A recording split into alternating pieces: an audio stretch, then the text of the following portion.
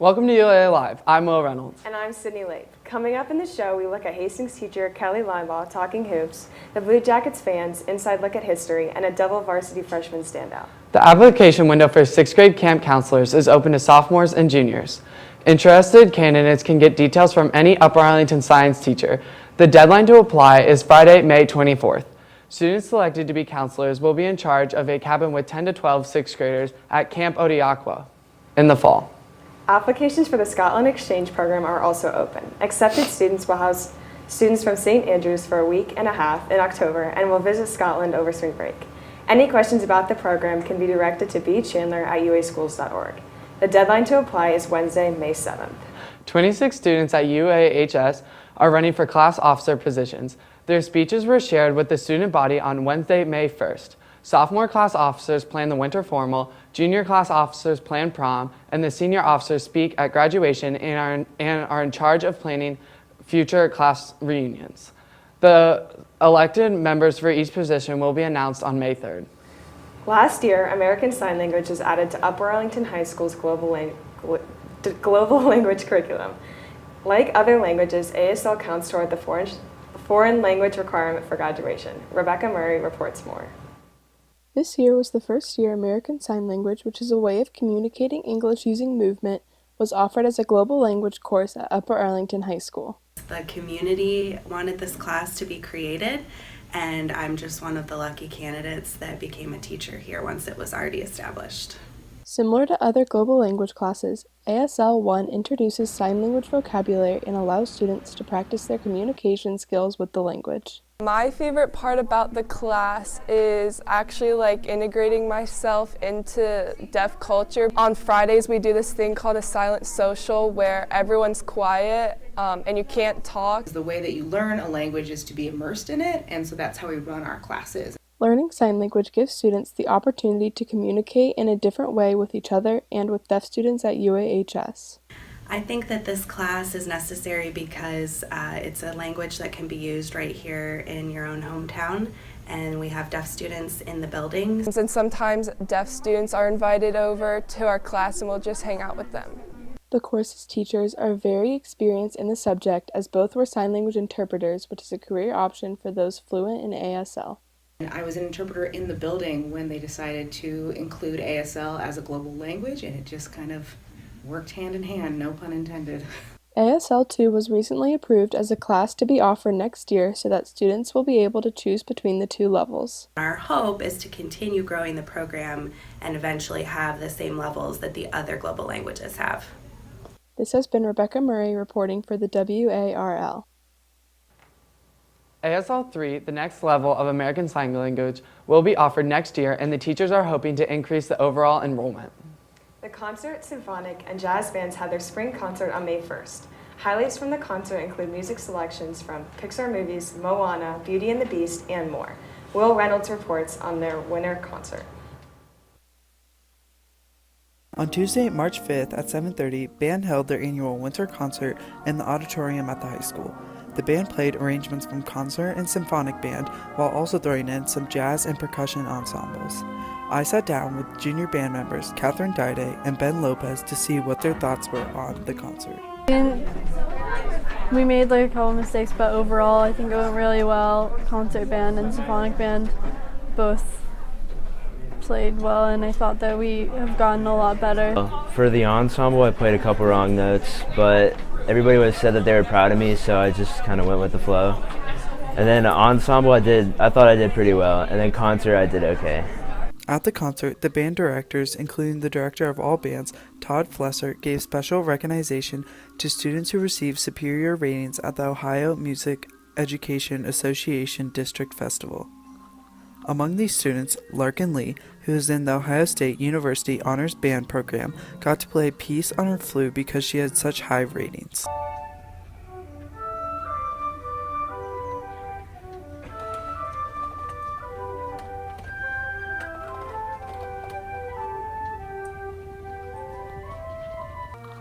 As you can see, concert band is very different from marching band. Catherine and Ben explain the difference between them and which one is their favorite.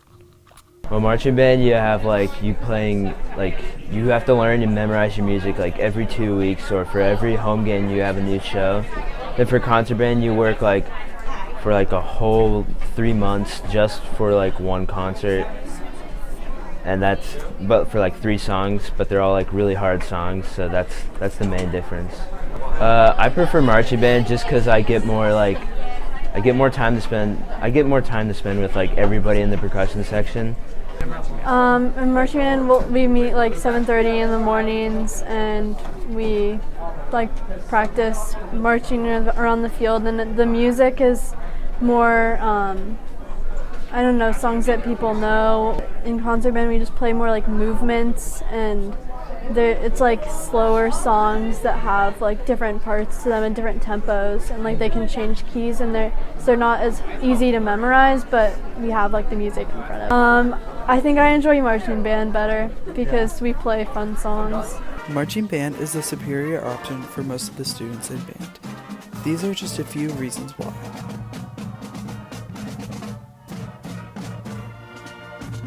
I think it's just because everybody's nice, and you get to do these cool trips, like how orchestra goes to Disneyland. We're going to Disneyland next year. We went to the Fiesta Bowl last year, and we get to do a bunch of just fun stuff. I mean, you play every Friday, you get to hang out with the people you like, stuff like that.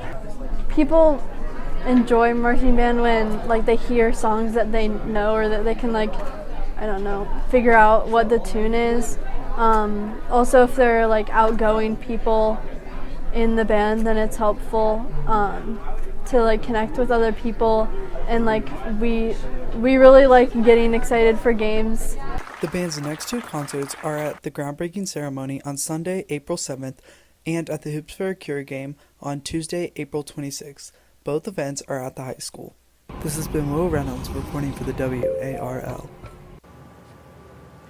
You can catch the band next fall on Football Friday nights. The UA Choir program is hosting their spring show at 7 p.m. on May 16th in the UAHS auditorium. The free concert will focus on cultural diversity and include folk dances from around the world. Seniors planning to attend college in the fall had to make their decision by May 1st. Some seniors were also recognized on April 25th at the Senior Honors Assembly. IB diploma candidates, Presidential Service Award candidates, student athletes, and the winners of 31 various scholarships were all recognized at the event. The Matt McCoy Scholarship was one of the many scholarships awarded. The winner was recognized for having the best senior capstone project at UA. Paige Compa, Kia Evie, Jackie Fisher, Miranda Magnero, Anna Peterson, and Paige Plagins were all finalists for this award. Dylan Carlson-Servant won the overall award for his analysis and essay written about ironweed by William Kennedy. Congratulations, Dylan. Now to Community News with Maria and Max. Welcome to Community News. Welcome to Community News. COSI hosted their first annual Science Festival May 1st through 4th with more than 100 free science events. A big science celebration on May 4th included dynamic experiments, incredible demonstrations, and engaging hands-on activities along the Scioto Mile. Bethel, NASA, and local businesses collaborated with COSI for this event. UAHS student Audrey Strickling launched the first robotics team at the high school and the first LEGO League at the elementary schools. For her contributions to STEM education in Upper Arlington, Audrey was named a COSI star and represented UA as a Grand Marshal during the Science Festival. Another way to get involved with your community and be active is Sunday Swim.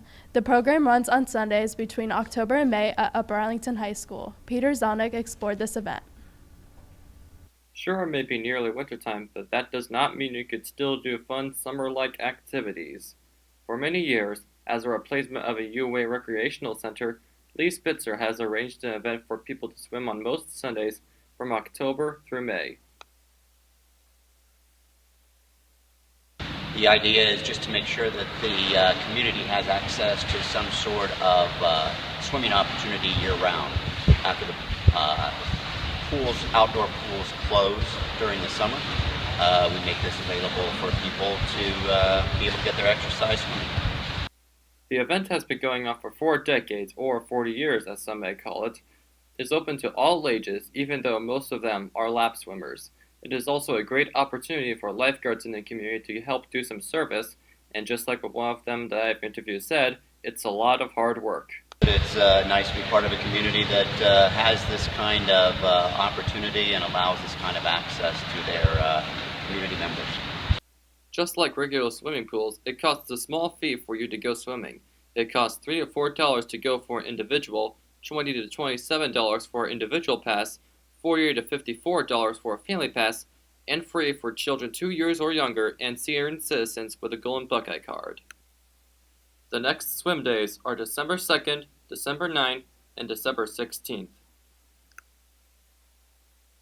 This is not the actual door to go to Sunday swim, but if you want to go to Sunday swim, you have to go through the outside. And the locker rooms and showers are available during those Sunday swim times. Overall, the Sunday swim activity is a fun and efficient way to help get your swimming skills in, practice for aquatic sports, and to just splash around. This has been Peter Zelnick signing off from WARL. The Upper Arlington outdoor pools are set to open Memorial Day weekend. Contact the Upper Arlington Parks and Recreations office for more information about pool hours and memberships for Sunday swim and the outdoor pools. Hoops for a Cure began 12 years ago and takes place in the varsity gym at Upper Arlington High School during the last week of April. Will Reynolds takes a look at co-founder Kelly Linebaugh and why she began this event. Hastings Middle School teacher Kelly Linebaugh is an inspiration to many by having a positive impact on our community and leading an event called Hoops for a Cure. The annual event brings Hastings and Jones Middle School communities together in a basketball game at the high school to raise funds and awareness about breast cancer. Mrs. Linebaugh talks more about how these ideas came to be. The idea started actually the year before we ran Hoops for a Cure. We did a small service learning project where we had students give us their change from their lunch accounts. So we started collecting it, and then an idea came up to actually use it for something. So I asked teachers if they would be willing to dye their hair pink and raise money for breast cancer. And the very first year we donated the money to the Susan G. Komen Race for a Cure, and we raised about $2,500. Breast cancer has had a huge impact in Mrs. Linebaugh's life, which is why she works so hard with this event. She works to incorporate all of the community into Hoops for a Cure so she can make a difference in the fight to cure breast cancer. Mrs. Linebaugh has had many close people to her affected by cancer, including her aunt, and she has even lost people to this horrible disease. It really started as a passion project, and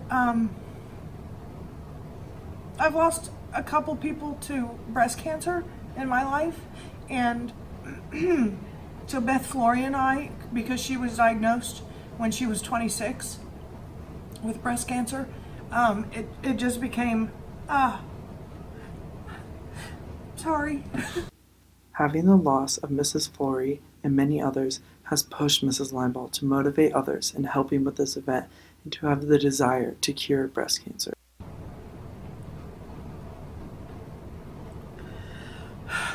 I want a cure. That's why it's important.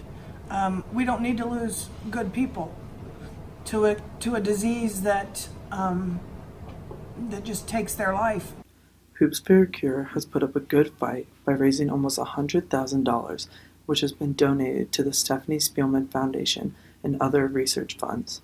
Macy Spielman, the daughter of Stephanie Spielman, tells us about what this does for her family's foundation, which raises money for breast cancer research. So the money raised for Hoops for a Cure goes towards the Stephanie Spielman Fund, and so with that not only impacts my family but thousands of others. So 100% of the proceeds go towards breast cancer research, and that can include new equipment, new medicine, hiring new doctors, so it all benefits towards finding a cure. Mrs. Linebaugh has asked Macy and other members of her family to speak at Hoops for a Cure every year and thank everyone for doing so much, especially the teachers for participating and being as crazy as Mrs. Linebaugh tells us they are. I think to the teachers, it just gives them a good chance to be people to students, you know.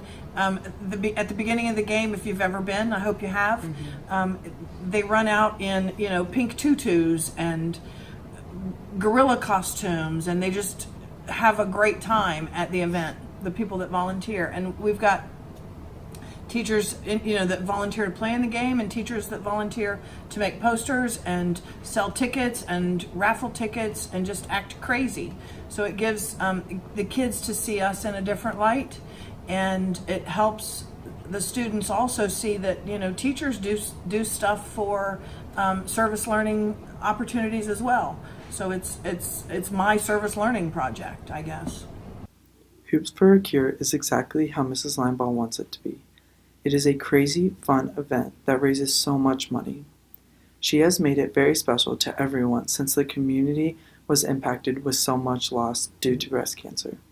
I think it shows that Upper Arlington is just, even though we've got rivals between Jones and Hastings, with the football games and the two middle schools battling it out on the court or, the basketball court or wherever, that we're all one community and we can come together for a good cause.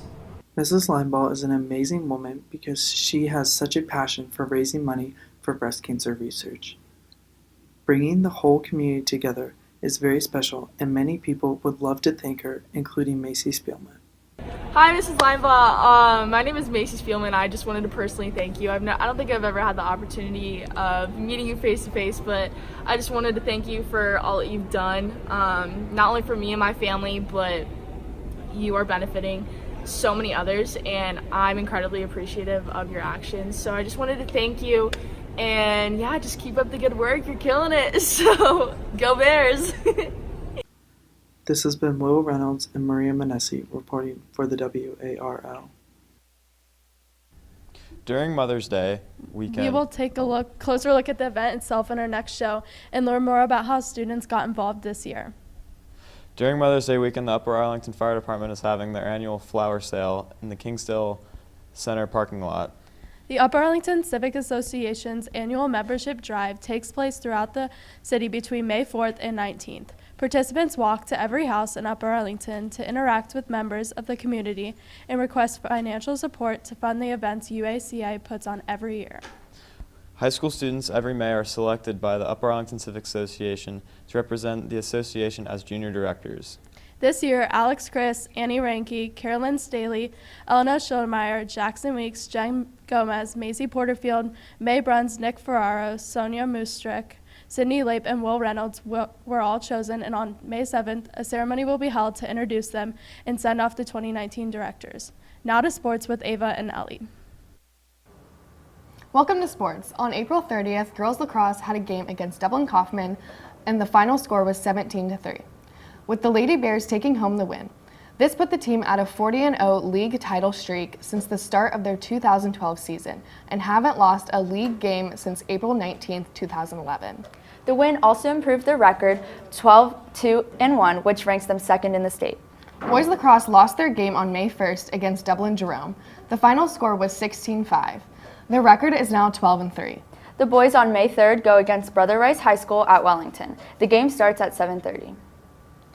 The softball team lost their game on April 29th, which brought their record to 13-8-1. Their first tournament game is Wednesday, May 8th at the new Tremont Fields. A 5-run 7th-inning game kept the UA Baseball Bears undefeated in the OCC Central game against Dublin Kaufman. The Bears won 5-4. The team is now 11-7 overall and 9-0 in the league. UA beat Central Crossing 12-1 on May 1st. Maria Manassi reports on how the team has adjusted to the construction changes. A new season came with a new head coach for the boys baseball team, which began their season in March. Coach Sam Clark explains the goals he has set with the team. I laid it out with the guys as soon as I got hired back in July. Our goal is to win 20 regular season games, win a district title, and also win our league in the OCC Central. Every year, the varsity team travels during spring break to practice and play ahead of the season. We went down south. We stayed a night in Nashville, Tennessee, and then traveled down to South Haven, Mississippi, which is just south of Memphis, Tennessee.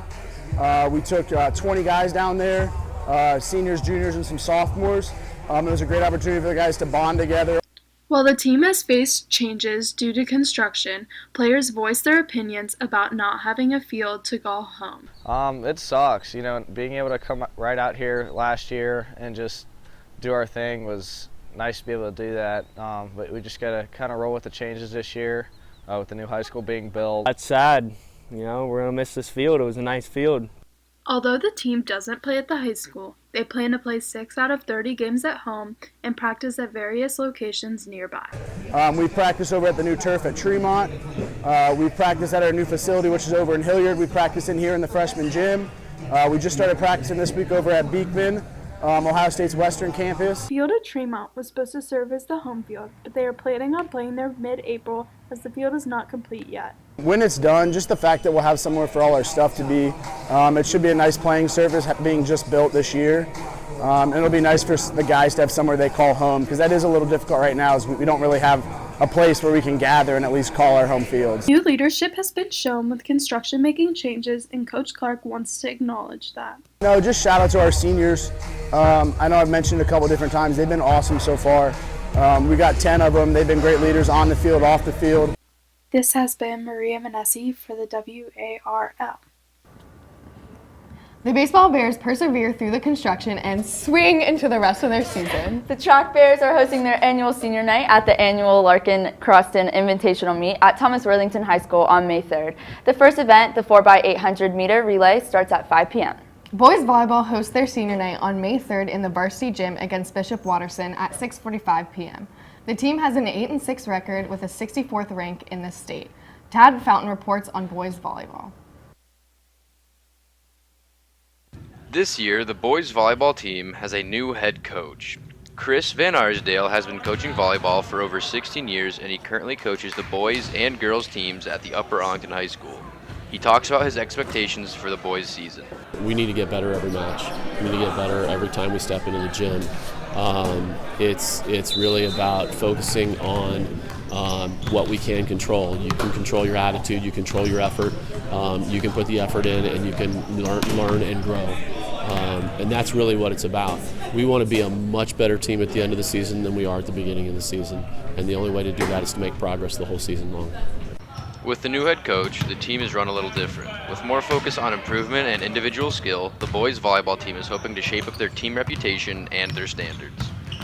The boys have been practicing daily after school since March and hopes to finish their season with a positive record. I spoke with some of the boys to learn more about their team. Last season we were pretty good because we had Mark and Gage, and they both played club and they were really tall, so they were really good at volleyball. But this year we have a couple more guys playing club and we're pretty good at passing, so hopefully the season will go well. I'm not sure about the states. I think we got to take it like one step at a time, but hopefully we'll get there. Hopefully we'll get there. Captain Kyle Schaefer also explains differences between this year and last year.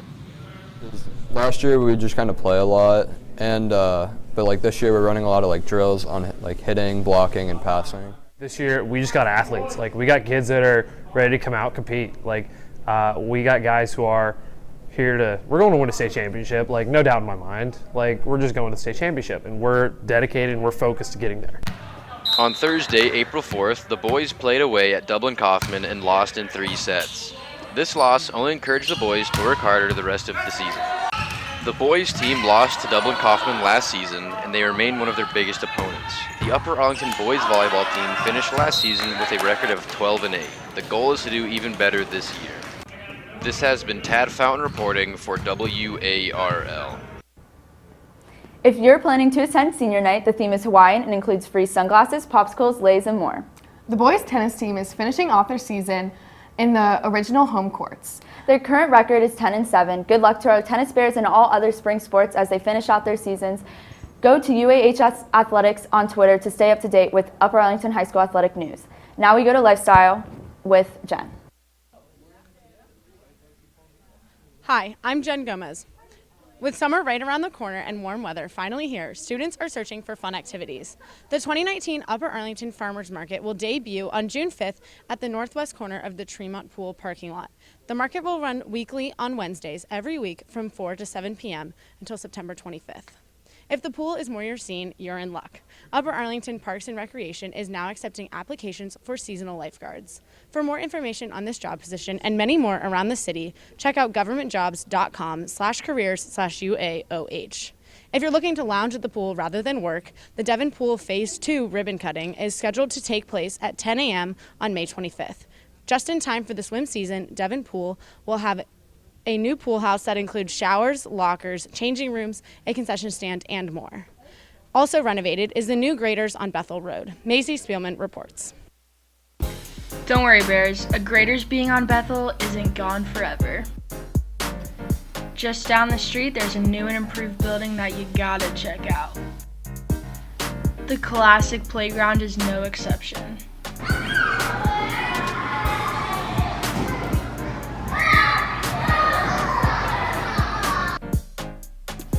If you're not feeling the cone slide that day, you can always go through the new drive-thru. This has been Macy Spielman reporting for WARL.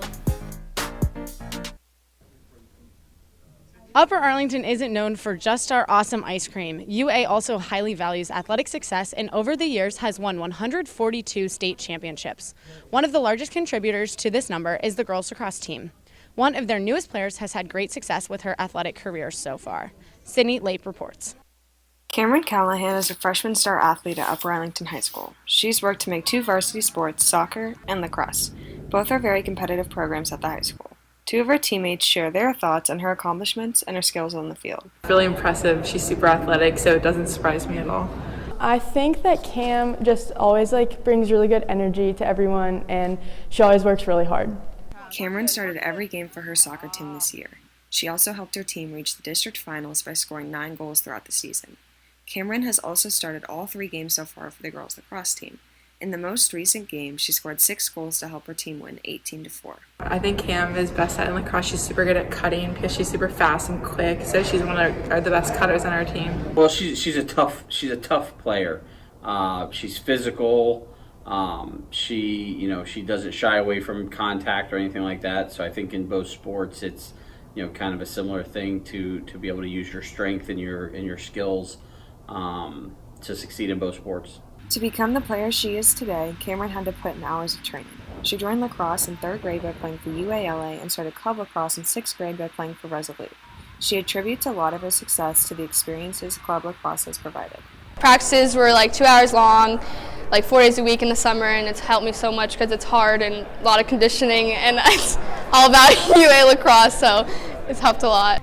For soccer, Cam began her career in 1st grade by playing through Ohio Premier Soccer Club. I think my club soccer has played a huge role in this part because it's challenged me and I've grown so much from it and learned so many things, and it's helped me a lot to where I am right now. I think club soccer really prepared us to play varsity because we're always training at very high intensity, and that carries over to varsity soccer, I guess. We start after high school. We start in late November and we go all the way until June. While Cameron continually works hard on the field, it's not the only reason she enjoys the sports. It's so much fun. I love meeting all the seniors and juniors and upperclassmen and making a lot of memories for both sports, and I'm loving it so far. It's so much fun. She's just like any other kid here at Upper Arlington High School. Just enjoys her friends and seems like she enjoys school and everything else, so just a pleasure to kind of be around.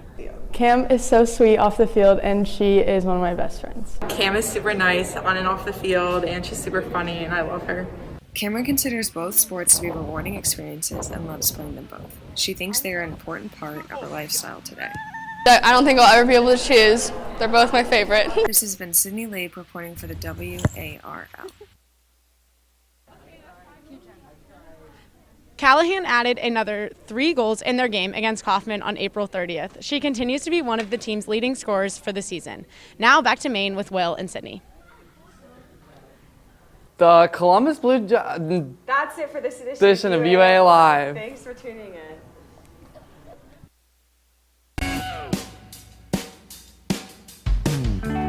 I am lost in the clouds.